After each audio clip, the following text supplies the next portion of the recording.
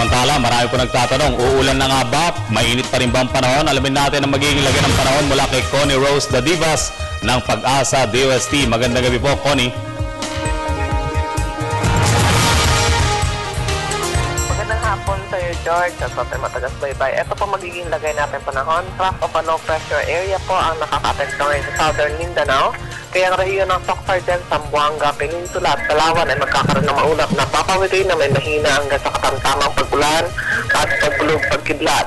Samantalang Metro Manila ang nalalabing baging bansa ay magiging bagyang maulap lamang na may pulupulong pag-ulan o pagkulog pagkidlat. Ngayon po naman tayo nakikita ang low pressure area sa loob ng Philippine Area of Responsibility, pero asahan po natin susunod na mga araw ay merong posible papasok na LPA o low pressure area sa may bandang Mindanao at posible po ito sa may Mindanao at Palawan.